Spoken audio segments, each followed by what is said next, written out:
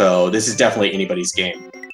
And based on where they came in the tournament, Seathorn ranked in at number 4 with an average of 33.27. WeirdWaldo came in just above 35 minutes at number 20. So that's where their seeding is in this tournament. But as noted, that anything can happen in a race, especially when it's a single elimination format. So we are off and underway in Yoshi's Island 2. Let's see if either of them goes for the 1-up today. Looks like Seathorn is not. 1-up and 2. Yeah, they both got it. Yeah, they both got it. Not the way I normally see it done, but that's very cool. So I just learned the 361 trick. I got my first 361 actually like an hour ago. So I'm really excited to see if they go for 361 right now. Oh. That's just a little thing. Don't worry about it. Oh, there we go. Awesome. Just thinking the time. And I think they both went for it, but I don't think either got it. Oh, that's... Nope. Doesn't look like either of them got it. 360 for each of them here. So we're going to move into the next stage here. And the next stage, Yoshi's Island 3, is a bit of a technical stage. It's a vertical, horizontal scroller right away. A lot of technical jumps here. It's designed for novice players to have the switch palace visited on the left side. We're not going to do that because it's too slow. Yeah. So yeah, I would love to see an 11x and run where someone's like, let's get the switch palace first.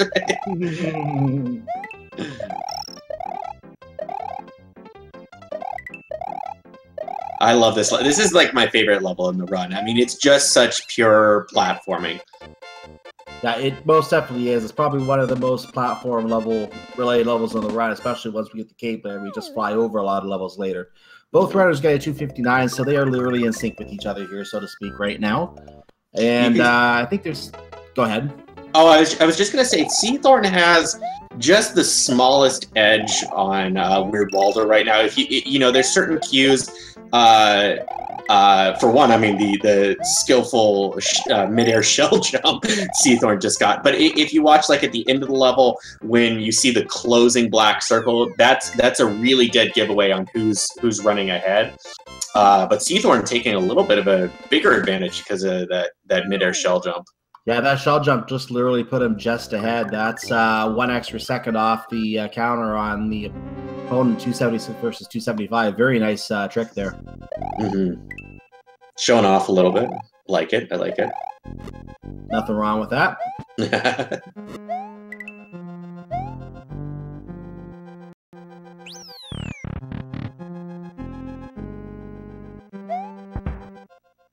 So we're in the big dropping crusher room, I guess we can call it. Sometimes there's a little bit of a swag that can be done here. I don't think either runner is going to go for it. The block was hit very quickly, so... Oh, WeirdWaldo might try and go for it. Yeah, you got the little swag inside the crusher. There you go. This is our first auto-scroller of... I believe it's just the 2 in this. By the way, I blinked. Did I miss anything on the boss fight? No, they both very expertly handled Iggy. So wait, Iggy was there? I didn't see him.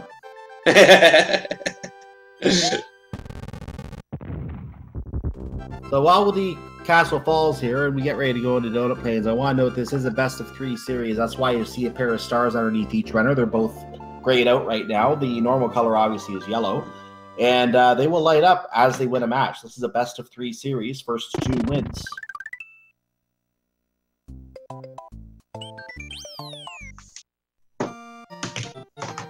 And here we are, Donut Plains 1. They're going to go to grab the cape. They're going to try and maintain T-speed as they get a nice fireball shot just before they grab the cape on that one poor little Koopa.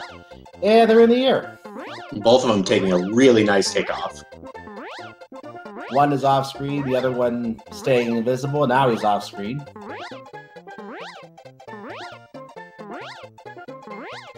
Left behind after get over this pipe, and both runners are. Looks like WeirdWaldo was just slightly slower getting over the pipe there, so lost another second.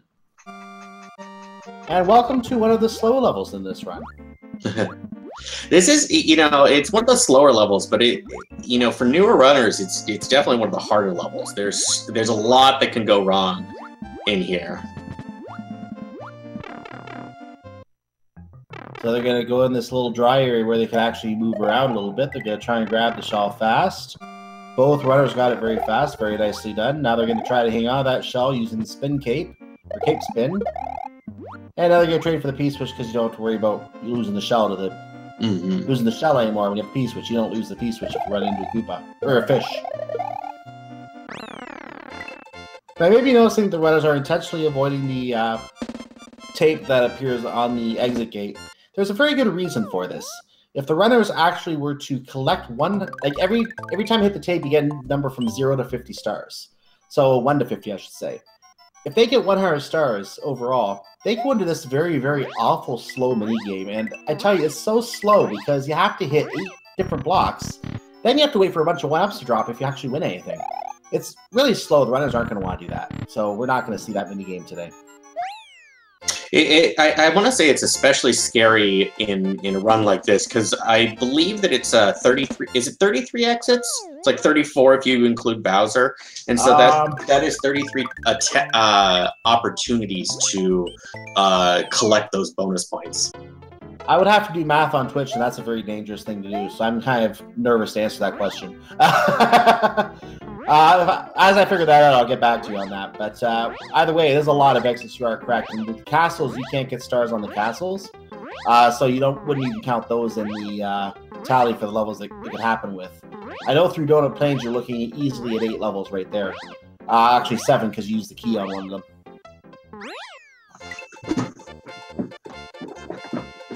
And as I talk about bonus stars, WeirdWaldo has to do the swag 15 stars on the on Donut Plains 3. Thank you, Waldo.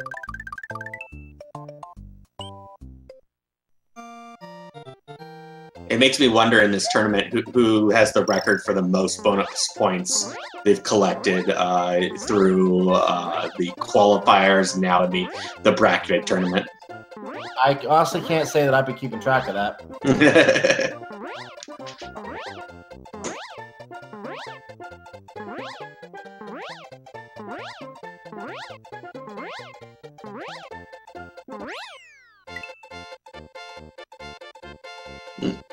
Waldo's going to pick up that swag. He's going to pick up that record. He's going for the 42 here, I think.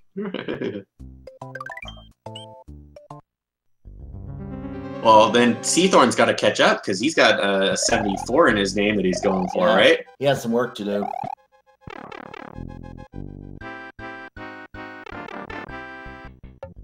That'd be an interesting side mission to get as many stars as you can without getting the bonus game. Be an interesting minigame challenge. You gain 10 seconds for each star you get back. Oh, he lost the jump. Uh-oh. Waldo taking the lead there. This is actually one of the major gatekeeping points because each of these cycles is so punishing. And Waldo, I think almost missing like 2 cycles that Seathorn unfortunately has to wait for.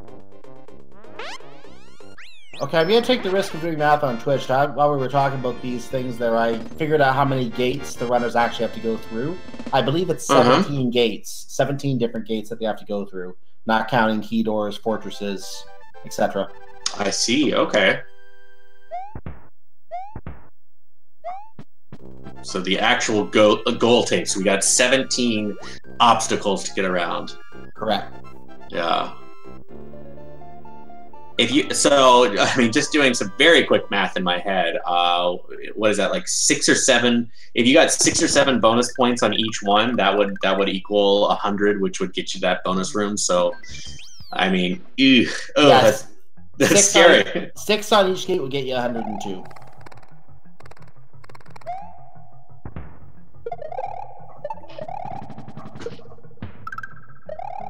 Oh, he lost the beetle. WeirdWaldo lost his jump there. He's trying to get it back. There's not. Oh no! No. I'm just watching, waiting for the P speed to kick in, and then it just slid off the right side. That was painful to watch. It almost seemed inevitable, but I mean, he could have gone back and he could have done it. He could have actually done the jump again, just done the spin jump and gotten back up with P speed that way. But now he's in a situation where he has no cape. And on the American version, we have nice shell jump. On the American Yes, version, we have, I forgot that shell jump is in this game. I'm sorry, go ahead. on the American version, we have what some people call the Freedom Cape, because it's only in the U.S. version. I think and also in the European one, I believe. So it's called the Freedom Cape, and that cape gives them a second chance at it. But in the Japanese version, which both runners are playing, they don't have that. You know, that's an interesting tactical move. If you're doing these races rather than actually speed running, which I know that the difference is very slight. I think that there's a certain value in just going with the American cart, because there is actually like a couple extra little blocks here and there, and of course the Freedom Cape is the big one, especially in this run. Mm-hmm. So I swear there's a level down there Seathorn is flying over, but you can't really see it, so you have to trust us on that.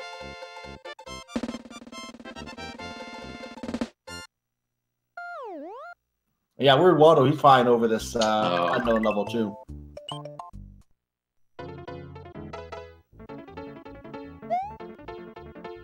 So you know what, I do want to mention, because I mean, I'm sure that this is something we talk about every single time that on these races, is we have 4 basically back-to-back flyover levels and an auto scroller. But I actually really have started to appreciate them, because it does ask like a new question of speedrunners, of just the longevity of can you just keep up this marathon of just flying, of just keeping moving, because it can be tiring sometimes. Yeah, they should call that part of the speed run, "Let's get ready to fly!" Seathorn was doing a little bit of swag on the arrows, picking up the single coin from the tops of the arrows as well. WeirdWaldo just flies right through them.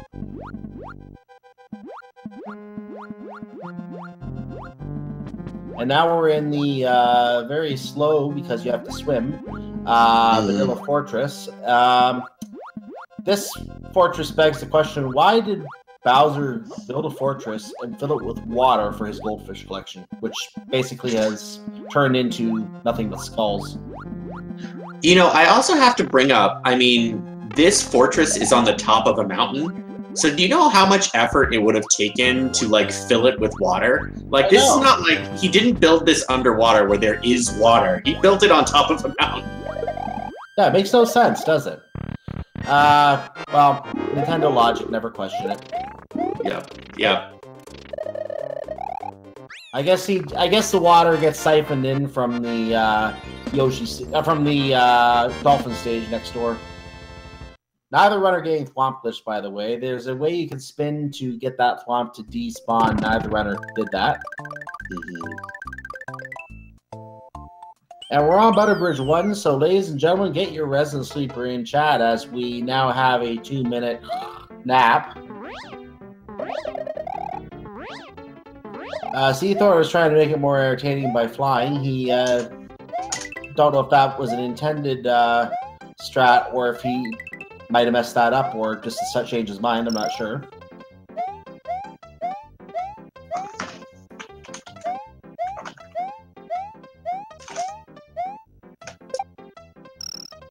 And WeirdWaldo is having his own shenanigans over there. I have no comment.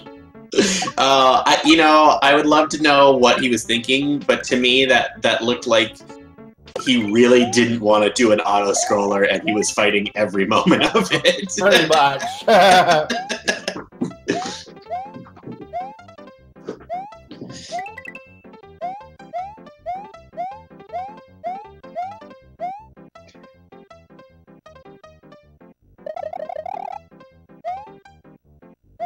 WeirdWaldo going for 1-ups here, showing just how many 1-ups you can get on this area. It could have been 6 if he hit another one of those shells, but he collects 5 1-ups from that. I mean, that's the fun little show-off moment you can get there. I'm not sure if you can hit 2 shells and make it 7. That would be interesting too.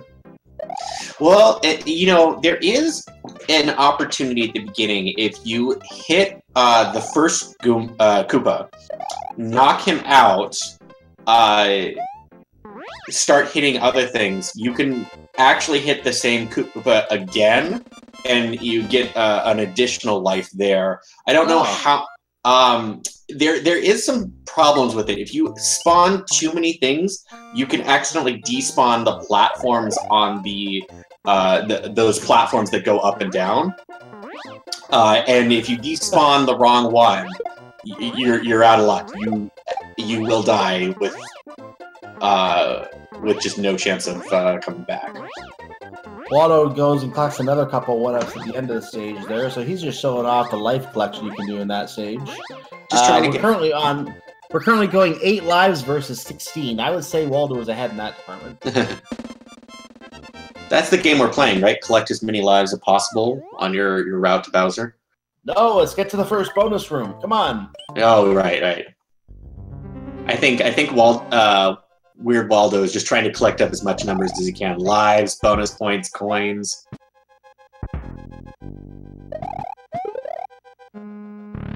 Seathorn going with the cape in room 2.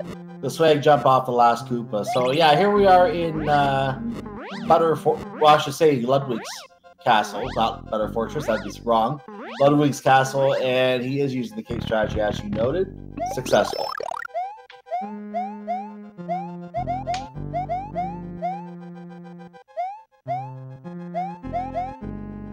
Seathorn effortlessly going through those fences. Taking Ludwig down with a one-shot, love it. Waldo does a good job on the first couple rooms as well. He's flying through with the cape, so he's going to have his chance to climb the fences.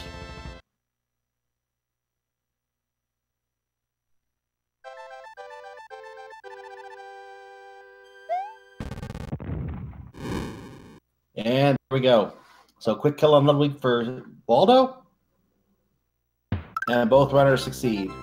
So, by the way, this victory scene begs the question, why did Bowser set up this castle to rocket into space when it was destroyed? Did he? I always assumed that Mario, like, planted the dynamite under the castle after he beat everyone inside of it, and he just set it up poorly. You can see the question mark over his head, so he certainly didn't plan for it to take off like this. Maybe he accidentally used the rocket boosters instead of the actual dynamite.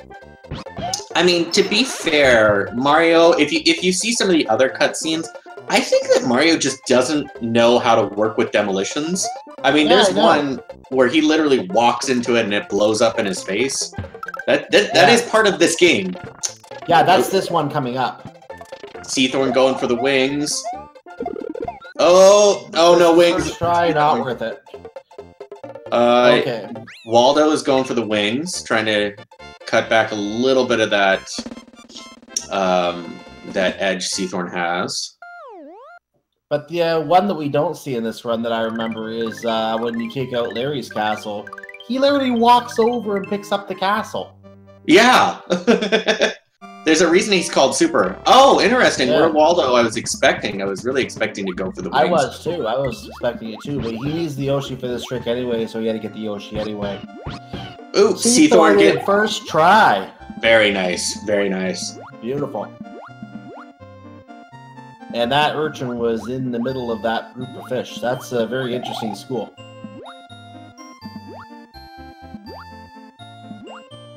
All right, WeirdWaldo coming in for his attempt to do the Yoshi clip. He just got first try or will lose some time here. Oh, first time. Very nice. Very nice. Very nice. First try.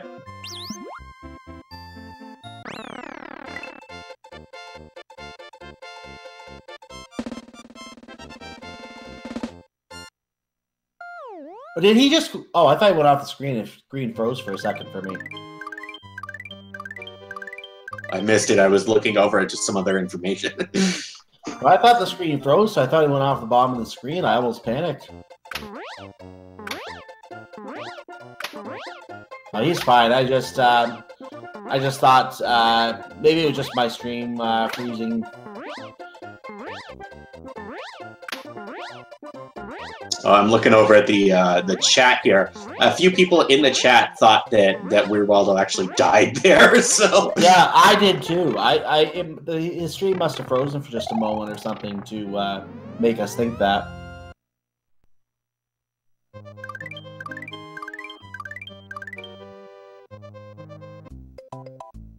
Coming into Roy's castle. This is a very challenging cape flight. You have to do a few pumps and then drop below some fireballs and then lift up quickly over some more fireballs. And he does it very well. Very seasoned at this. WeirdWaldo is going to try to replicate this and try to maintain pace here. It's definitely one of the harder tricks in this run, and definitely one of the gatekeeper moments of this run. Seathorn getting through just fine. WeirdWaldo. Nice. Oh, there we go. Yes. I don't know about you, but to me it looked like his positioning was a little bit too far forward, but he made it through just fine. I was very worried for a moment there. He figured it out. That's what counts. Yeah. This is our last quick kill of the run as Mario now walks up to the castle, as you were talking about, and stares at it as it blows up in his face. Genius. See, I think that Mario is just not a demolitions expert. So as I was saying, this is our last quick kill of the run. Runners can replace that fire flower now, as we're not going to be doing it for any more kills. So I looked over the chat. So WeirdWaldo during the cutscene just chimed in. I got really low on accident. Wasn't a stream freeze. I just need to go change my shorts though.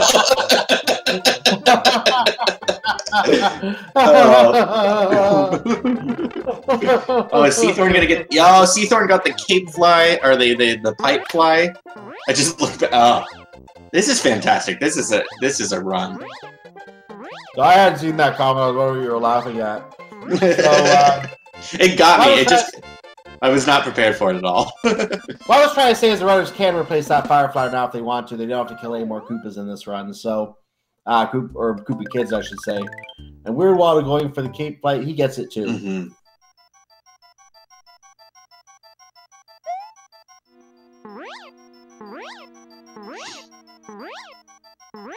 So this is now the spooky ghost house, where we have the fishing boo with its bait of purifying fire that he wants to purify Mario with. Seathorn was going for quick entrance, didn't quite make it, had to rely on the slight delay there. Now we're going to try to get above. Oh, he didn't make the jump. Uh-oh. Uh-oh. This is a time loss. This is a time loss.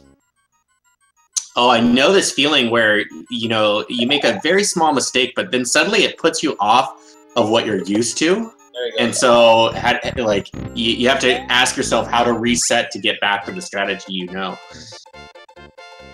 Yeah, Seathorn was saying in chat he couldn't time that. Yeah.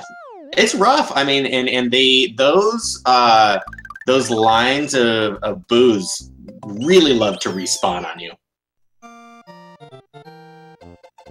So we are looking at just a matter of a few seconds here when WeirdWaldo gets in this level. This level, by the way, you want to get to the third area with 250 or more seconds remaining, as we have a 12-second difference going into this level. Very close race here. When you get to that last area with 250 or more seconds remaining, that third area, that's our secret area if you get to that in that time frame. And you're going to find there's a key and a keyhole here. This gets us to where we want to go.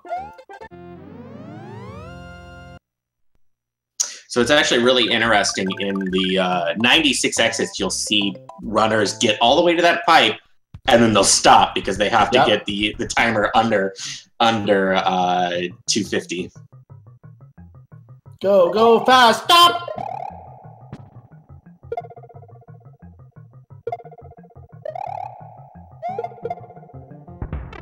Seathorn making it look easy. Very nice first room. That's a very hard room for casual runners. Casual players, so made it look like it was a piece of cake. Mm-hmm. Cake.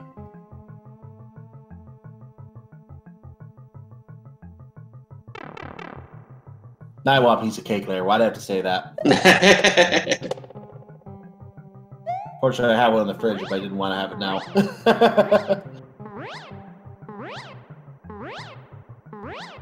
So that's what the area looks like when you don't touch the platform.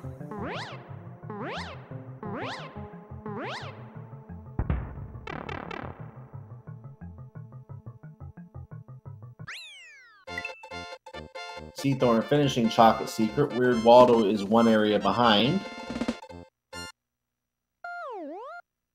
And about to finish himself. This is so close enough that one mistake by either runner could seal this race. You know, I'm watching WeirdWaldo finish up that level, and now he's moving on to Lindy's Castle as well. It feels to me like he's closing in. Do you think? Do you have the same feeling, or do you think Shady or Shady? I know before it was a 12-second difference. I'll measure again when we get to the mystical item at the bottom of the ghost ship that's coming up. I'll figure out what the difference is again then, because that's where it really starts to count. There's only a few stages left at that point. So, oh no, that's going to make a difference. That's going to make a huge difference. He's going to have to get that cape in the next level, which is the ghost ship. So he's going to have to get that extra cape. He didn't go for a backup cape like some runners do. In that case, it would have been useful, because he could have possibly chosen to abandon the other cape coming up. You know, I don't think it's going to be that punishing, because the too much in the next level is pretty easy to snag onto. It is.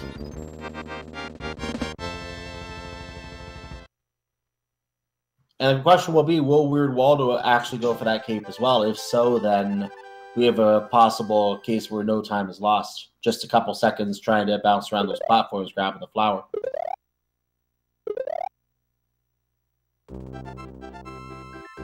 And in the category of castle construction, we just wiped the castle off the face of the earth with 3 swipes.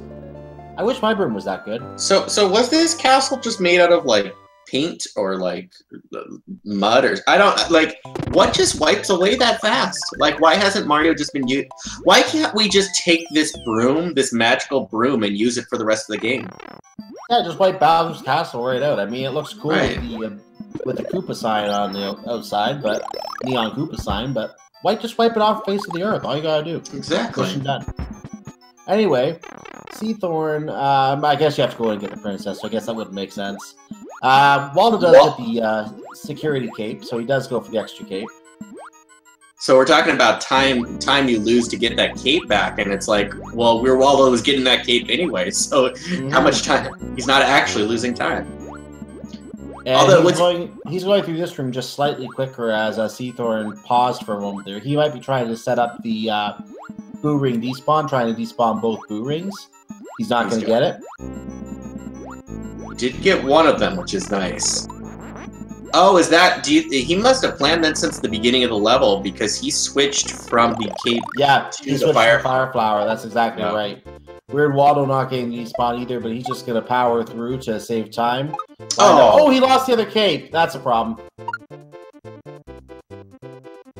So he's going to be able to get... WeirdWaldo's going to be able to get that mushroom power back up to Big Mario. But where's he going to get a cape? Meanwhile, we're about to land on a mystical orb.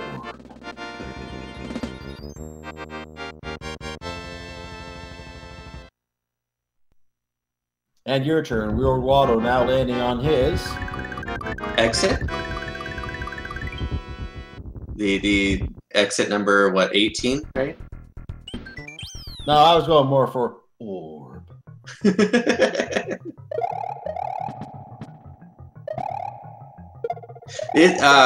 So Valley of Bowser 1, this is another level I just absolutely love for its very interesting platforming.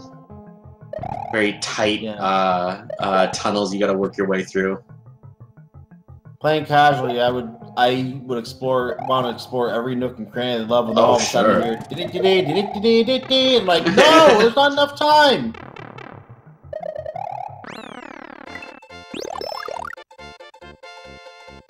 It looks like we're Waldo. Oh no! Here. That is unfortunate. Waldo, it's heartbreaking. I mentioned that one mistake could decide the race. This could be the mistake that decides the race right here.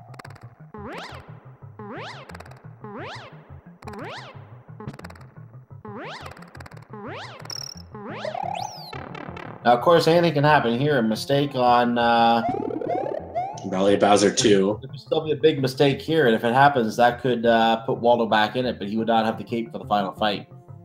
It's going to be interesting. Is Seathorn going for Sandbar? No. Looks like he's playing it safe.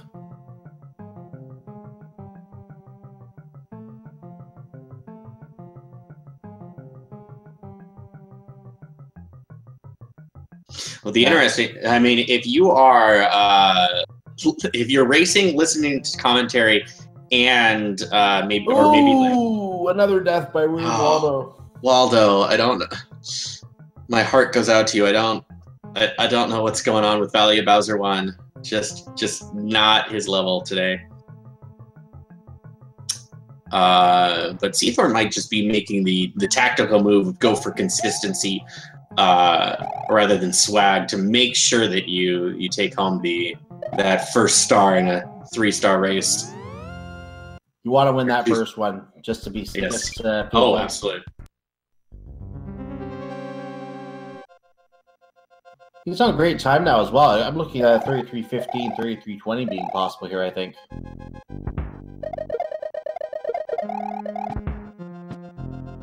Actually, you know what? He's not on... Sorry, this is the level before Bowser, so my mistake.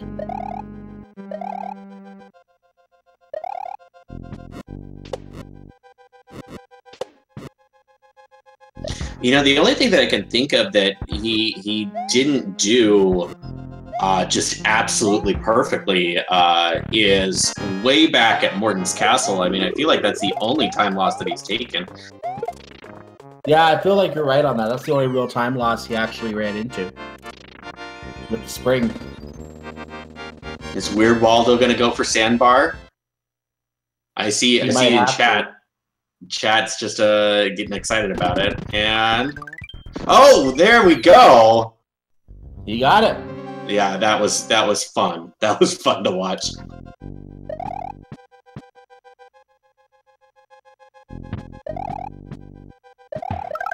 That is a message to Seathorn. You might win this race, but I can do this if you. I can keep up with you.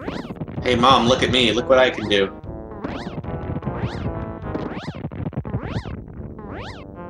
Come on, no hands.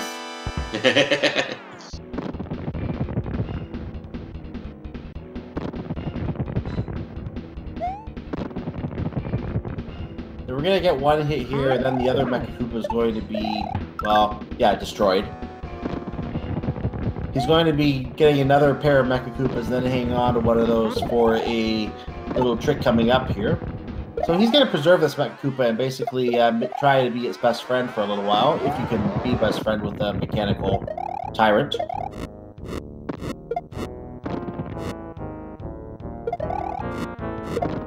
And he will decline the mushroom from the princess, because he has 2 capes. He doesn't need a mushroom. Bye, mushroom.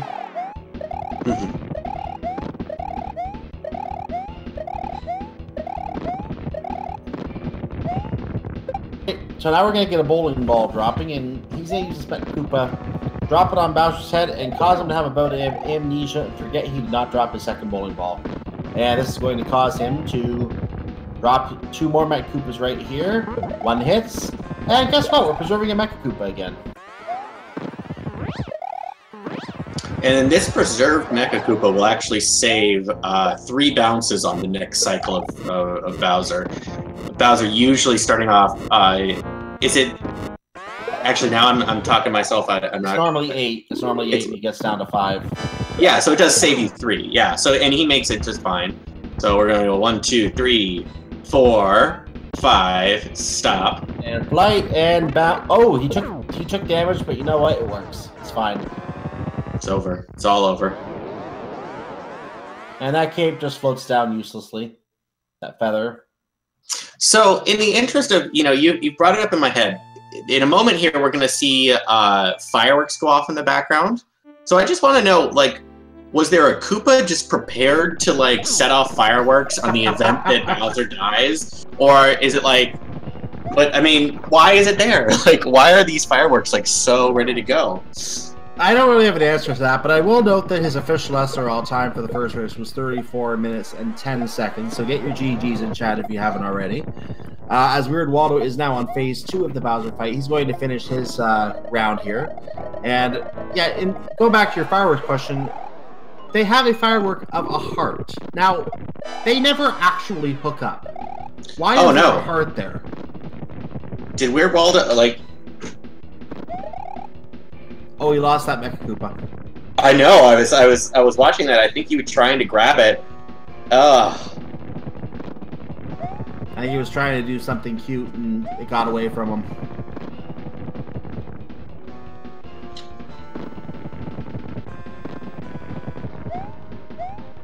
Well, we've got at least one more race going on between these two.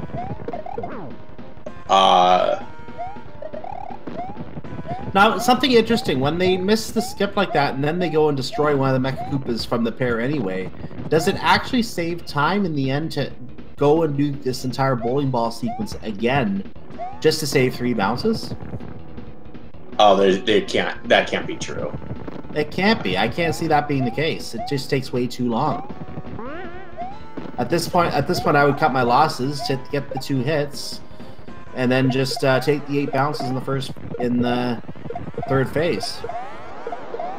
You know, I do want to point out that even with, like, I didn't catch how many deaths it was, but it was more than a few, less than a lot in Valley of Bowser 1 that Weird Waldo took, and he is still coming in at a sub 40 time.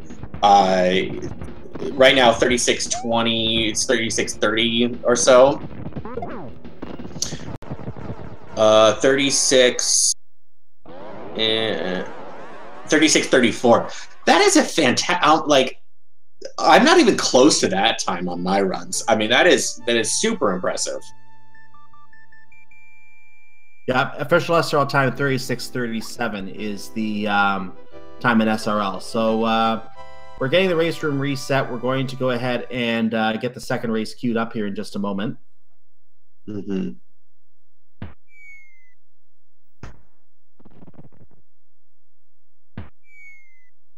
GG, absolutely. I'm checking the chat and I just see GG, GG, GG. Fantastic runs by both runners.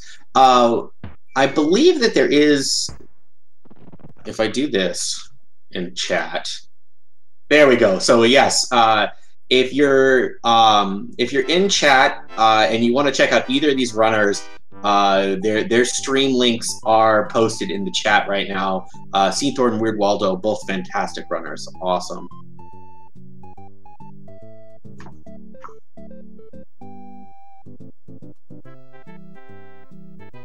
I am going to take this opportunity to step away before our next race as well. And that's exactly what we're going to do. We're going to take a pause here as well as the runners are going to refuel as well. So we're going to take a temporary intermission here while the runners do that. We're going to put the instrumental music back on so you guys have something to listen to. And stay tuned for more in the Super Mario World No Star World Tournament. 1-0 for Seathorn. Race number 2 coming right up. Stay tuned.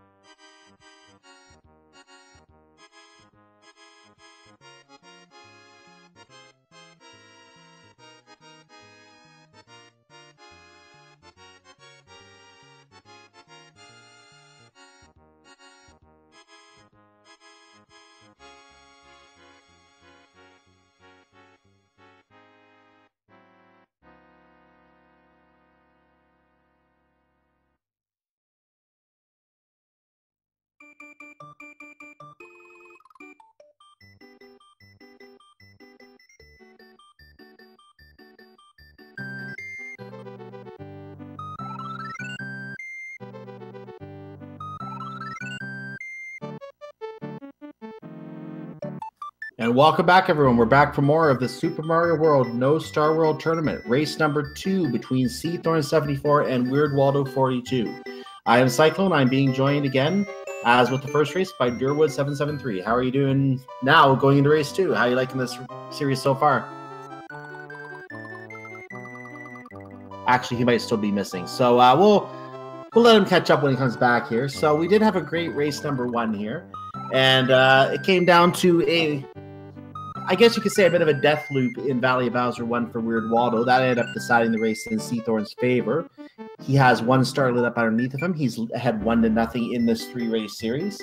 So in that sense, he is on match point, and WeirdWaldo needs to win the next race to stay in it. Needs to win 2 to stay in the tournament. And in that case, send Seathorne packing. So this is a single elimination format. Only 1 runner will advance. The other one is out. And that's the tournament for them. So we're going to see what happens in race number 2, which looks like should be getting underway in just a moment here. In fact, I hear a ding right now, so I think we're about to get started. So, Durwood, are you back yet?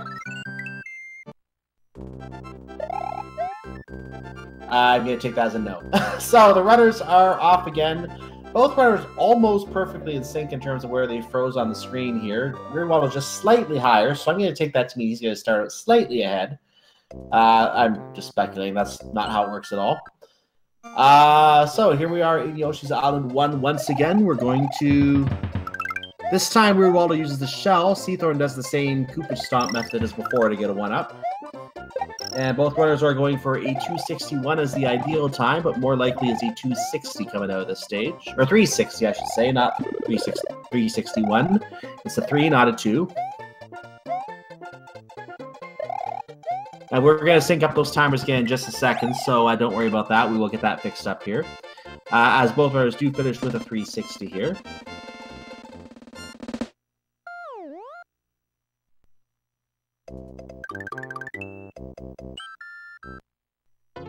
And we are synced up again here, so perfect.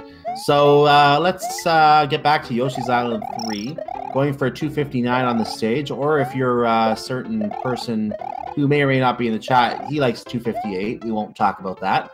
259 is the ideal time. This is a very vertical horizontal combination stage, very technical stage for casual players. It really tests you coming out of the gate on the very second stage you play. The idea is that you want to try to go get the Switch Palace before coming here, just to give you some backup in case you drop, so that you don't fall into the pit below those open yellow block spaces. That's the idea that the developers had in mind. But of course, we're not going to do that because, you know, that's too slow. So off to Yoshi's Island 4. We are going through, I guess you can say, Fishland at this point. That is actually a current in the water that pulls you to the left if you stay in the water. Seathorne getting a nice shell jump there. He's going to likely come out with a 276 on the stage. WeirdWaldo, I don't think, got that jump. Nope. He's going to get a 275. Very nice stages by both runners so far.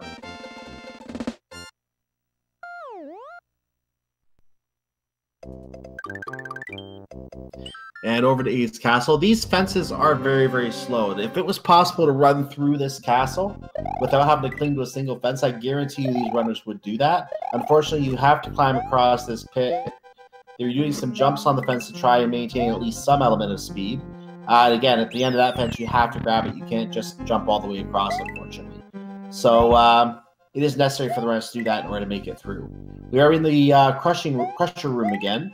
And are we going to see the swag from WeirdWaldo again on the third crusher? Let's find out. Seathorne is just using turbo on the fireballs. No swag from WeirdWaldo, unfortunately.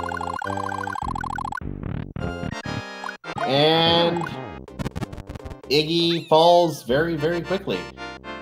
241 for both runners. Very nicely done. Okay, I'm back, so we can start this race now. Okay, I'll tell them to restart. Okay, thank you. Okay. I think they're going to listen. I got distracted by chips and dip, and so I apologize for being late. Durwood, you're making me hungry. Don't do that. I just ate some popcorn already, so don't do that to me.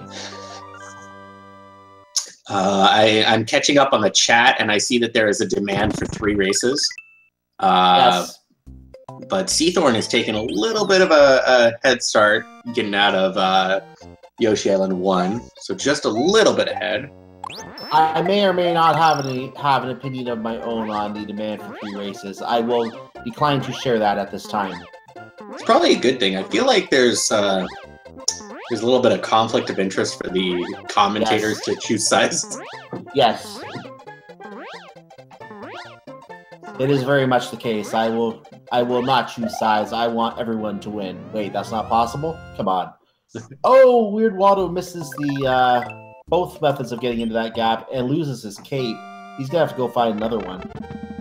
And there it is, and there it goes. So he's gonna try the other entry point. Loses it. This doesn't even get it this time.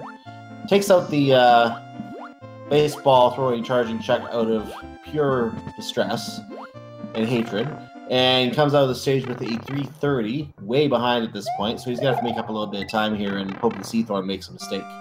Seathorn has been on point. Seathorn has been on point so far today. It's gonna be a hard task to come back from that.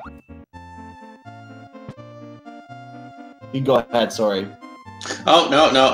I was just gonna say it's not a Super Mario World speed run if all the Chucks survive. So.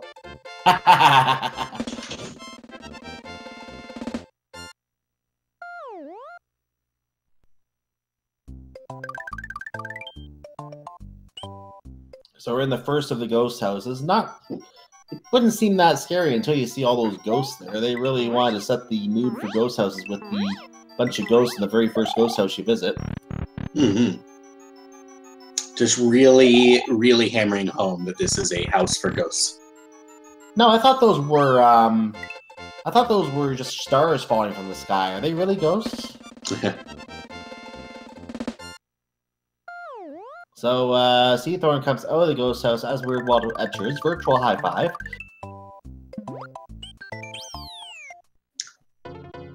Seathorn, the only thing I remember him maybe stumbling on was Morton's Castle, and that's coming up, so maybe we'll see if he can make it through flawlessly this time, or if maybe give Waldo a little bit of a chance to catch up. Yep, we're gonna have to find out here as we continue on here. So, and again, I guarantee there's a level under there. I know Seathorn isn't showing you much, but there is a level under there. So you have to trust us on this, chat. Is it? I thought these were cutscenes. Oh, maybe they are. Oh.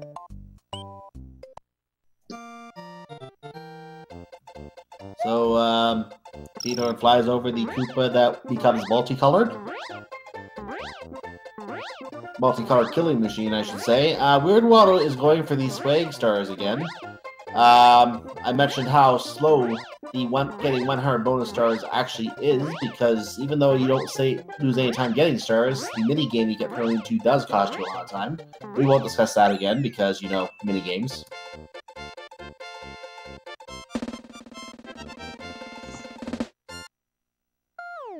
So here we are on Morton's Castle once again. We are going to do Cape Fly here, Morton Fly as we call it. Very, very technical, or I really don't want to say technical, but very, very limited space to work with. Does it perfectly once again.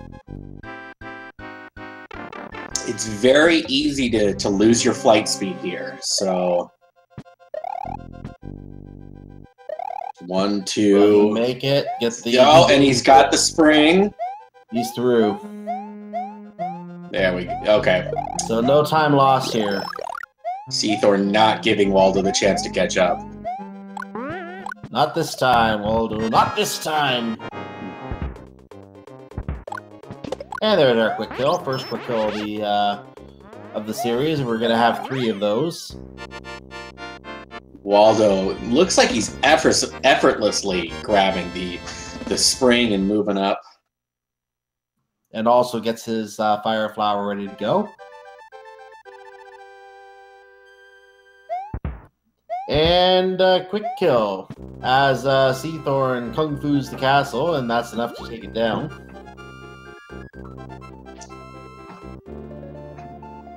Now I wonder, like I understand with Ludwig's castle that he has to set up the dynamite in order to destroy it.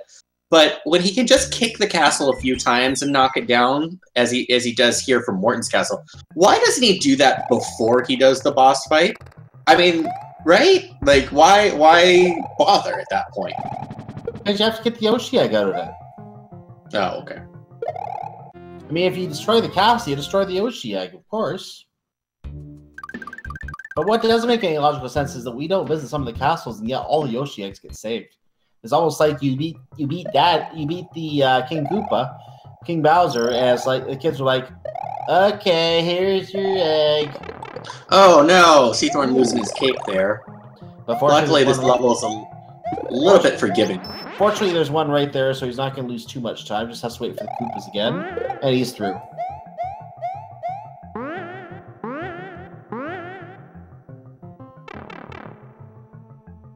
It wouldn't be a Super Mario World run if something didn't go wrong.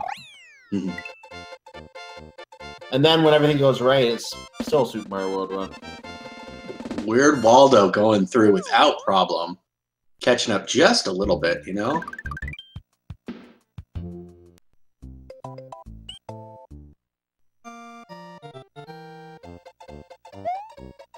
And we're back into max flight speed here.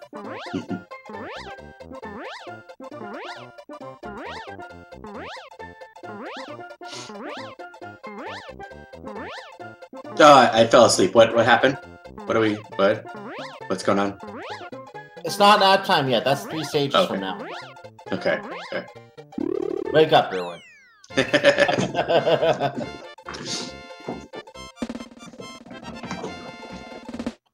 So, we're just flying over, nothing, because there's nothing down there.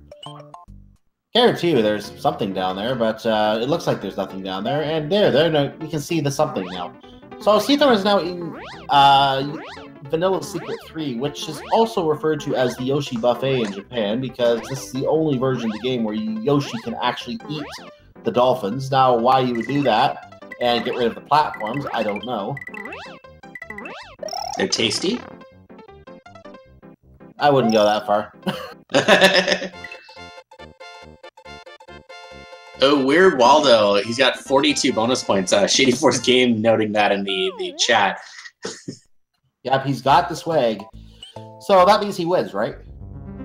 Yeah, he just wins. Like,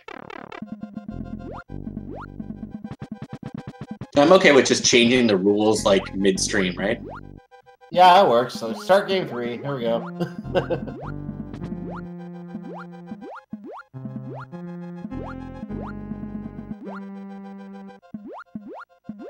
So we're once again in the water-filled fortress of slowness.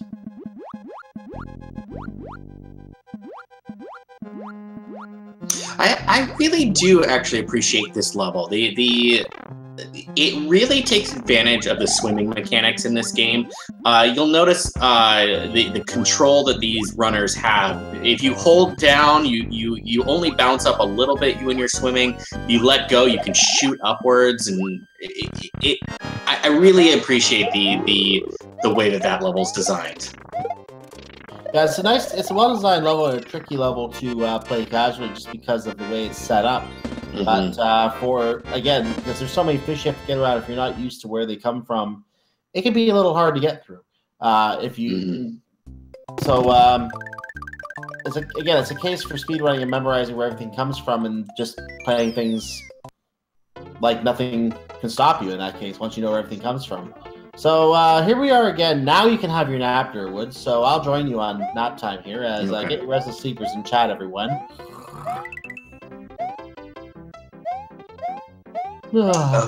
Okay, since Cyclone is taking a nap, I'm gonna pull out the Sharpie and I'm gonna draw little Koopas on his face just before he wakes up.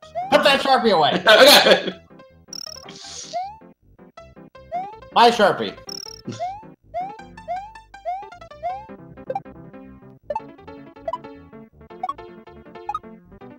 I see Seathorn going for the 1 up here, of course. 2 up. 3 up. It's gonna be WeirdWaldo's turn in a second. if I remember correctly, he really showed off with the extra lives in the last round. So we're gonna see 1, 2, 3, 4, 5, 6. Was that 6? I saw at least 7. I saw that was 7. No, it was 7 because I saw that he started out with 7 lives, and now he's at 14. So he definitely made 7. Yeah, it was definitely at least 7 there. Yeah. I don't know how to count. That's okay. Math on Twitch is hard. Don't worry about it. Okay, 7. No, I'm getting confirmation from the chat that it was indeed 7. You know, I will say one of my favorite things about streaming on Twitch is that you always have a chat room full of people that are ready to correct you at any given moment, in case you get anything wrong. This varies based on the amount of people in the stream, of course. The more people in the stream, the more people that are correcting you. But that's the nice thing about calling races on speed gaming as well, because we're always going to have a nice chat of people here to keep us company, and we're always going to be told when we're wrong. Wrong! Just look over at the chat. Giant wrong. See? Like I said, we're wrong. It's okay. Just accept that we're wrong. That's all we gotta do. Just accept that we're wrong. As we're flying through Butter Bridge 2 at this point, Seathorn is, and WeirdWaldo joining him in the sky. So they're on the same stage. Still a close race. Once again, one big mistake from either runner, and that could decide the race. WeirdWaldo had the death loop in Valley Bowser 1 last race. Let's see if something happens to Seathorn this time, or whether he can maintain the pace and put this series away.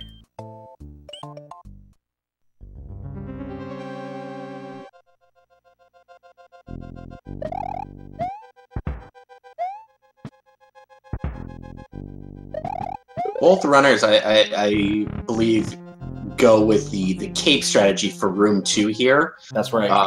It's a little bit trickier, and it saves you. I think I've been told that it saves you about a half a second over the switching to the Fire Flower, which is just a little bit safer with those falling Doritos. Yeah, those frames are important. You gotta save those frames. If you can do 5 frames instead of 6, you're gonna do it. Ooh, I thought I missed the jump for a second there. That was scary. And he didn't grab the cape, interestingly, on the as the stage ended. Oh, he missed it. He must. What happened there? No, I think the cape was still. The cape, I think, was still in the inventory. Oh, was it? Okay. He just didn't grab it, so I'm actually curious why.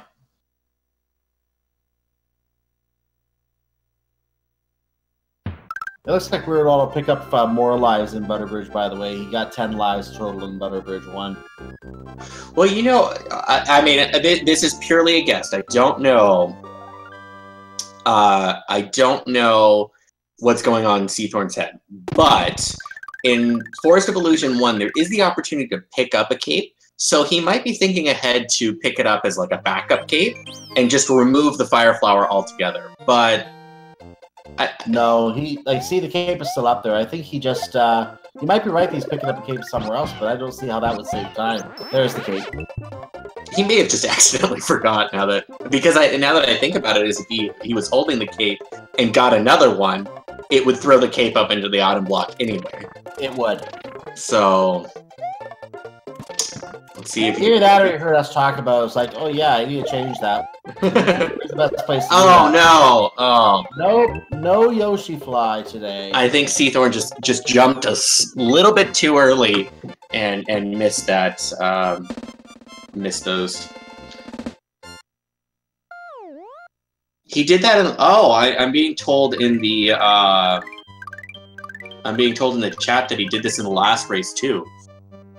In the 2 races today, he missed the Yoshi fly. That's right. He got the exact same initial POW balloon, no block duplication.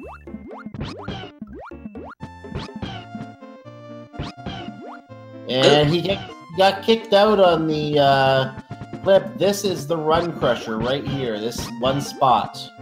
If you can clip in with Yoshi. Oh, Waldo can take the lead right now. Waldo can take the lead right now. I'm holding my breath a little bit. Oh my. Seathorn got kicked out again. Ooh, Waldo getting it. Again! And Waldo is in. WeirdWaldo is in the lead. ladies and gentlemen, in this fight to stay alive. Oh, Seathorn's still having trouble. This is, like I said, this is the run killer right here. He's finally all right, Seathorn making it through. He's finally in, but so much time is lost now.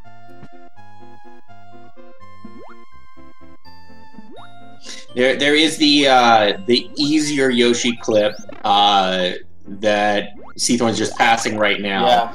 And then, of course, there is just playing the level as intended, which, I mean, we're speedrunners. Who wants to play a level as intended, right? Play a level as intended? Really? That's a thing? Why? Why would anyone think to do that? But the job is to break levels. What is Waldo doing? Is he going back into the cape or something? Did he lose his cape? Did he?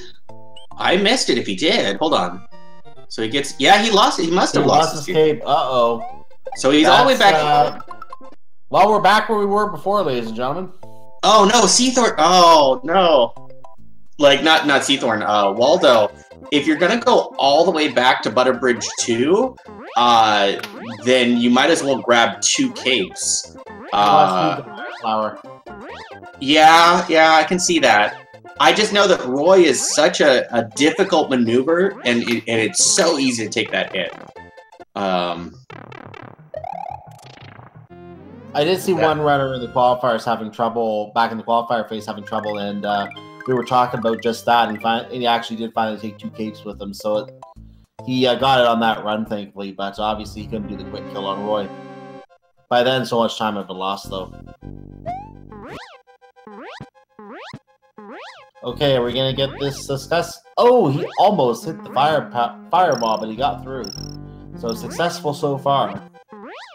Should get through here. Actually hit the power block. Not sure that was intended. But he's through.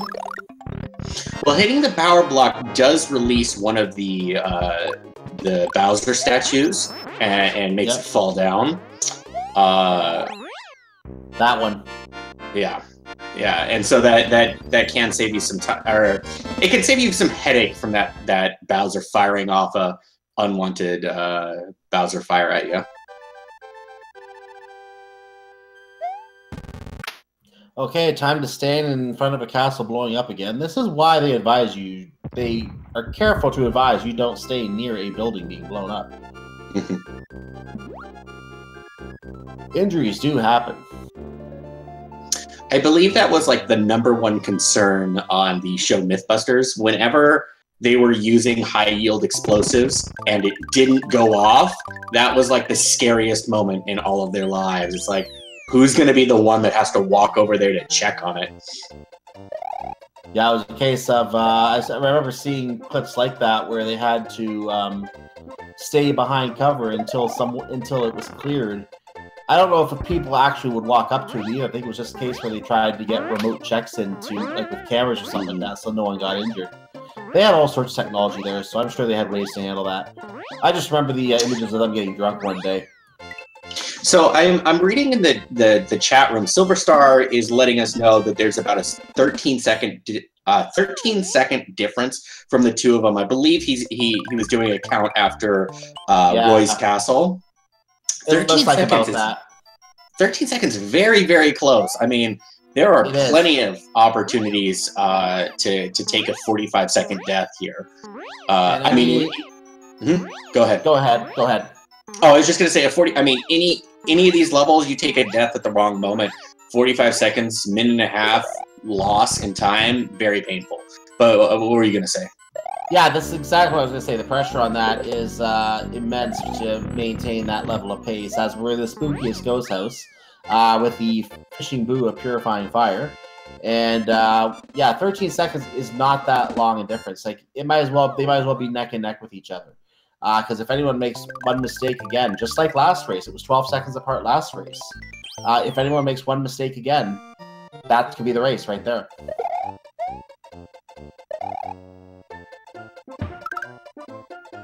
Now, Seathorn already had his mistake with the Yoshi clip not going as well as it did the first race. He had to try it 4 or 5 times, so that may be his mistake. He may not make any other mistakes. We'll find out what happens.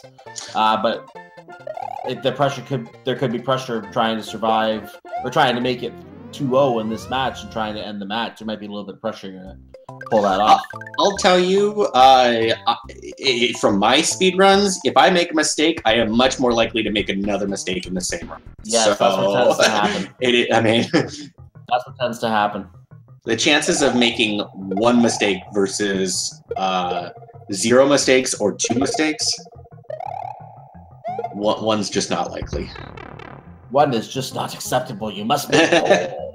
More, I say. Especially for dramatic effect. Yes. And I'm being reminded by our chat room that Sandbar's still coming up. And WeirdWaldo that last race. WeirdWaldo caught it last time, and Seathorn did not. Will Seathorn take that risk this time? It will depend on where the runners are coming out of Valley Bowser 1, I believe.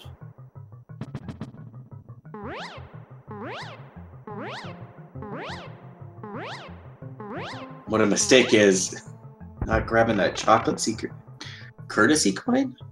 Did you say something about chocolate? I want chocolate. I want chocolate. Oh wait, I have chocolate behind me. Okay, I should just have some of that. Never mind.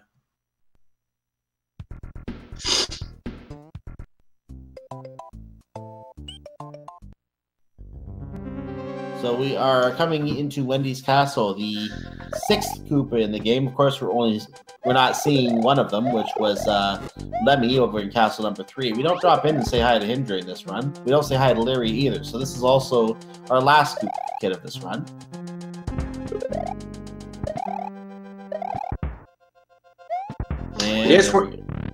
Go ahead. I was just going to say, it is worth mentioning, if you are interested in seeing all of the Koopa Kids, I know that we are planning on doing a All Castles tournament not too long from now. So, I mean, details about that is going to be coming up very soon. Oh, we lost another cape for Seathorn. He did that. Didn't he do that in the last run? He did, but he did it higher up this time. So I think he just got hung up on a block and took a hit. So it's going to lose a couple seconds in item transfers, but not too much of a loss because he's just going to grab the cape in the ship again. Speaking of that ship, a little history about that ship. That ship that we're going to be going into is meant to be a sort of a replica of sorts of the ones that were used in Super Mario Bros. 3, which also features that mystical item that we like to talk about in low voices at the bottom of the ship that's normally held by a character named Boom Boom. So the next level is literally a complete callback to 2 different elements of Super Mario Bros. 3. Really nice design by the developers of this, in my opinion.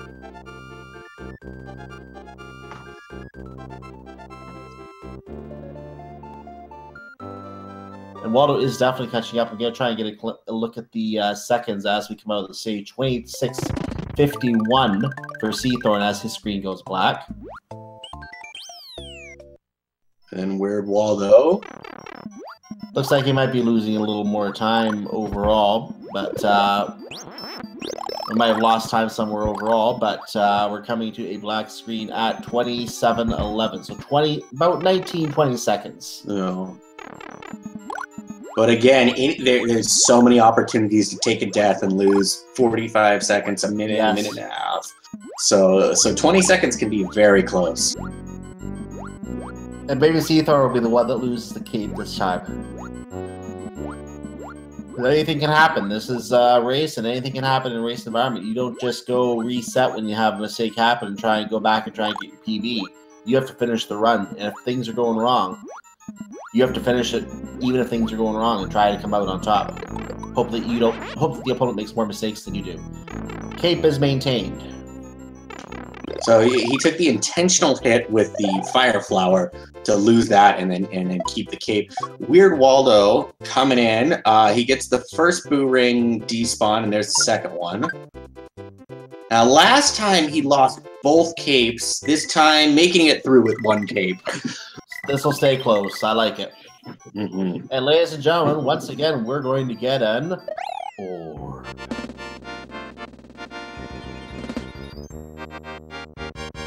And WeirdWaldo is about to land on his mystical green object. You want to say it this time? Say what? What he's landing on. The exit? Orb. The green circular question mark exit? Yeah. The green circular question mark orb.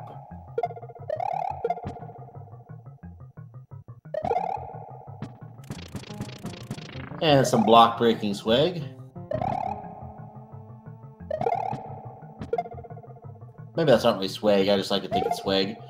So, will WeirdWaldo survive Valley of Bowser 1 this time? This may cause Seathorn to have to visit the possibility of doing the sandbar clip to maintain the lead. He knows Waldo is capable of doing that sandbar clip. If Seathorn cannot pull off sandbar clip, that's going to give Waldo the time he needs to catch. Oh, no! That hurts. It's going to be really interesting to see how familiar he is. We're Waldo making it through. Okay. I was just going to say it'd be interesting to see how familiar WeirdWaldo is with the capeless strats on Valley of Bowser 1. But making it through just fine. Seathorn may still feel obligated to go for the sandbar clip here. We're going to find out here if he goes for it. No sandbar clip yet, anyway. No sandbar clip. Nope, he's not doing it. So WeirdWaldo has to stop to get a cape, but he's going to most likely go for the sandbar clip again. If he gets it this time, he's going to close a significant chunk of space here. He's going to put some pressure on Seathorn to come out to maintain the advantage here. This is going to be a close race if he pulls the sandbar clip off. Oh! No. Oh, and he had to go for it. I mean, he had to go for it. He had to go for it. Yeah. He absolutely had no choice but to try. Unfortunately, it didn't work out for him this time. He is going to at this point, I would say, unless Seathorn makes a major mistake. Watch this be a commentator curse. Unless Seathorn makes a major mistake, WeirdWaldo is probably going to come out in second place here today.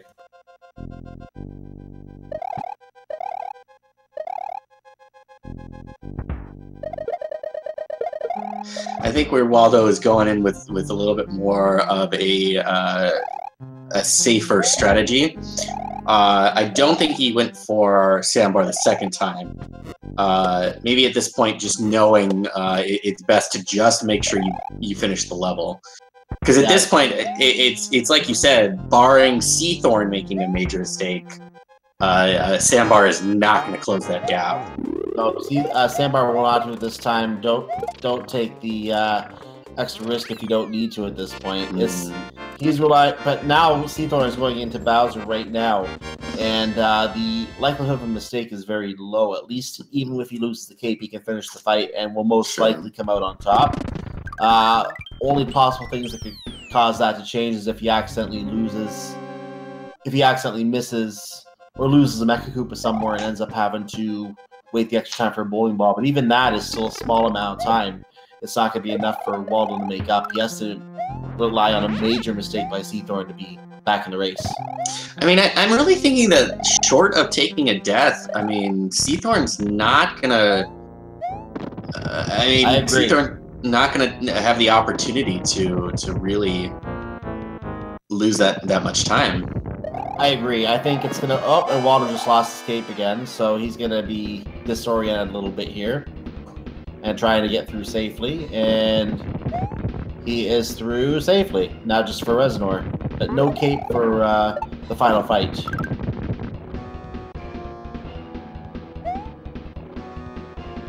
So the run is ending badly again for WeirdWaldo. Valley of Bowser taking no prisoners on his side today. Seathorn just getting through no problem.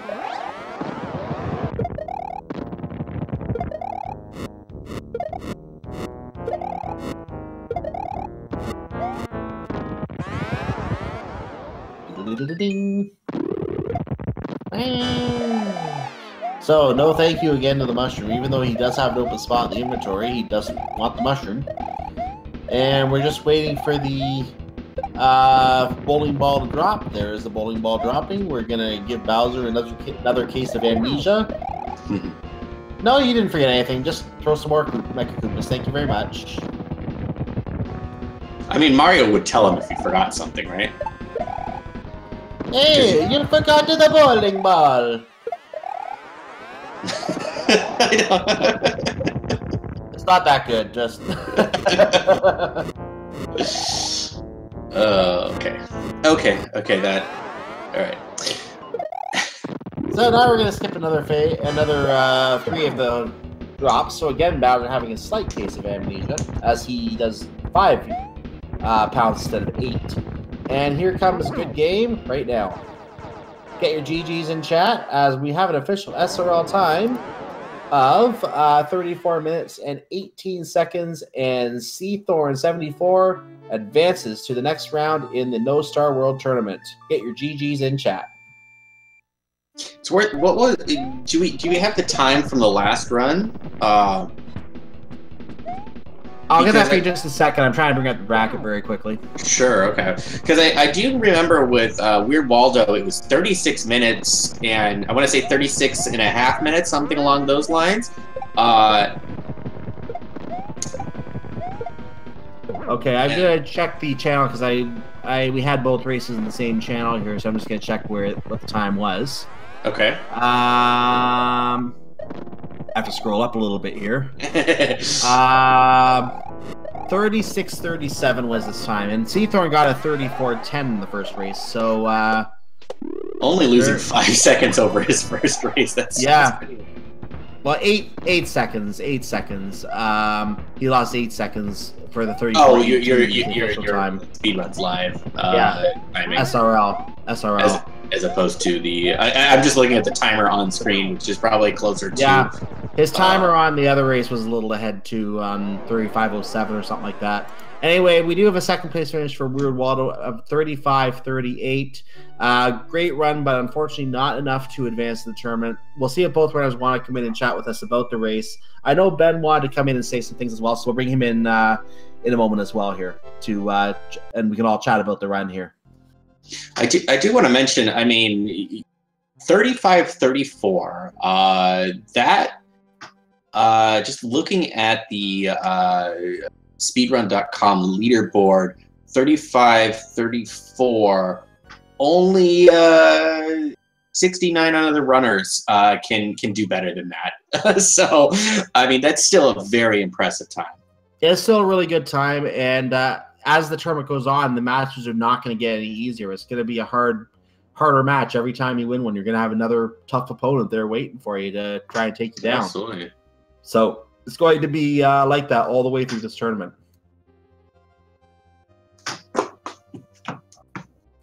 Now, I see Seathorne is standing by in the chat. I want to see if I'm going to give Weird Waldo a minute to join so we can get them both at the same time here.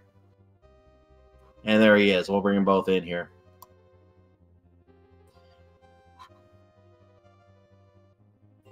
Okay, we are joined now by both Waldo and Seathorne. First of all, Seathorne, congratulations on your win. GG. Thank you. And Waldo, congratulations on pair of finishes there on a good race. Thank you. Yeah, those were some good races, Waldo. If I knew how to play Valley of Bowser, it would have been a lot closer. Yeah, Valley of Bowser was your deficit today. The death loop in the first race, we won't talk too much about that because that just is painful to even think about. And then you had to go for the sandbar clip in the second race. Unfortunately, it didn't come out your favorite today. I knew going into it about 20 seconds that I definitely needed to go for that sandbar clip. That's right. Yeah, it was definitely 20 seconds. I was doing the math there after the ghost ship, I think is when we did it. We did the math. Restream and see if Seathorne went for it. I kind of went for it on the second race, but by the time I didn't you got fully commit to it. By the time I got to it, you hadn't gone yet, so I had to decide. Yeah. He doesn't go for it. I need to because. Yeah, 20 seconds is not enough time to make that kind of a judgment call, unfortunately, because the way the restream is designed is you'll see it on the stream about 30 seconds after you guys do it. So it wouldn't have been enough time to notice, unfortunately. So, yeah, it's a case where you have to make a call. You have to hope it's the right call and see if it works out. Fortunately, it didn't this time. It was fun. I enjoyed it. Had a good time. How were your Yoshi clips both races? My first race, and then second race, I completely butchered the right side. Left side. Interesting. I got the annoying one where you get into the ledge, and then when you like hold down left and dismount, Yoshi, you don't even land on Yoshi, so you don't even have a good setup. His subpixel is just totally scrambled, which is a really rare occurrence. I don't even know that we know why it happens yet. So you were having some trouble on the restream, and I got to the end of the level and was like, "Yes, I'm ahead," and then I ran into the Rip Van Fish. Ooh. Yeah, lost my cape. I wasn't even noticing that you lost the cape because I was watching Seathorn trying to do the clip there and trying to get through the stage to catch up, and I didn't even notice she hit the fish. So we're like, "Wait, why?" Cyclone and I were both so confused. It's like we both looked up, and it's like you were going back for Brother Bridge 2, going, "Why? What's going on? Like, what did we? What?" We blinked, and that cape was gone. Yeah, my cape didn't like me this race. Do the runners know how their opponent is doing? A runner can look at the restream if they want, and you can pretty much just see like 30 seconds in the past, so you can see how you compared about 30 seconds ago, and then you can kind of make some decisions on that. But Seathorn is correct. As you can see, WeirdWaldo practicing the sandbar clip, by the way, right now. I noticed that on his stream.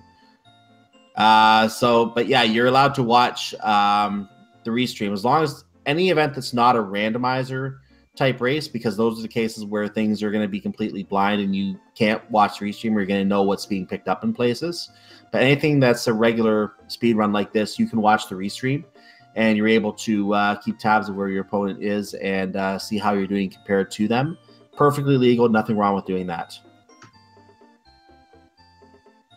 Yes, that's definitely what I was doing. So, because I wanted to see.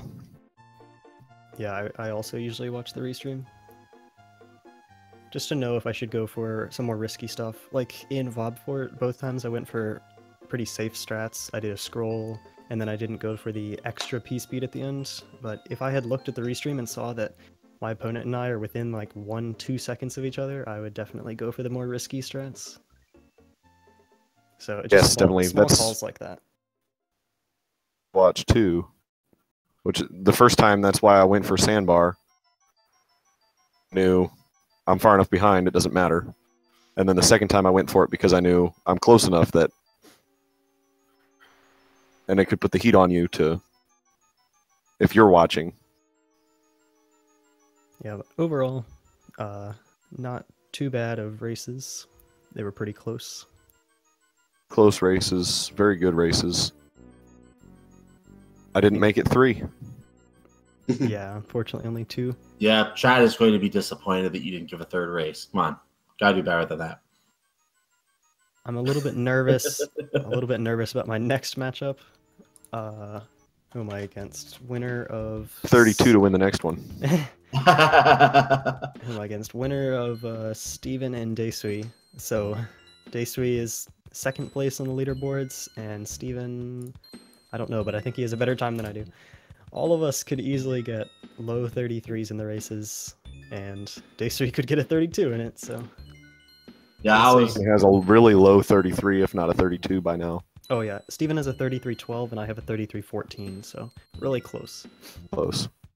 So there you go, ladies and gentlemen. You're getting a preview as to what's going to be coming up possibly in the next round. We're going to, as I said, we're getting down to the best runners left in the tournament, and the race is just going to get more and more exciting as we go. Don't miss any of these races that are coming up as they get on the schedule. You can, just so you are all aware where you can go to get that information as well, you can either type exclamation mark schedule in chat, or you can go to, let me get it here if I can, speedgaming.org/SMW for Super Mario World, and that's where you can get the information on those races that are coming up. Now, I know Ben wanted to come in and say some things on the tournament as well very quickly. Before I do that, I want to cover very quickly schedule-related items here at Speed Gaming that I have loaded up here. I can tell you that IDABS versus Umari is going to be taking place tomorrow at 7 p.m. Eastern Time. So I will steal the thunder from Ben on that one. That race is on tomorrow. and that's listed for the main channel, Speed Gaming Prime. So it's just on basic old Speed Gaming there. And other events that are going on right now, we do have the Link to the Past Objectively Better Categories Marathon going on over on the main channel right now, which is why we're back here on 3 today. There's also a couple of randomized runs going on, Speed Gaming 2 and Speed Gaming 4 right now. Other events going on. Tomorrow there's a Delta Rune race, 8 in the morning. There's more combo randomizer going on. And most of what's on tomorrow is randomizer, aside from the Super Mario World and that Delta Rune race. So that's more information on that, speedgaming.org/schedule, or again, !schedule in chat. So with that said, let's go ahead and bring Ben in because he wanted to say a few things about the tournament. Ben, go ahead. Yeah, sorry to disappoint. If you were expecting anything big, it was pretty much just on scheduling, and scheduling has been amazing so far. We have 6 more matches in round 3, including myself, and we're well ahead of schedule. We just need to get those 6 matches scheduled probably within the 6th of January, so we're doing really well. But yeah, just congrats to Seathorn, and yeah, just those 6 matches in round 3. Everyone's been doing a really good job scheduling and keep up the good work. And thanks everyone again for participating and joining in. Thank you to the restreamers and commentators as well, and everybody at Yes, thank you, everybody. putting it on. Thank you. And any last thoughts, Durwood, before we wrap it up here today?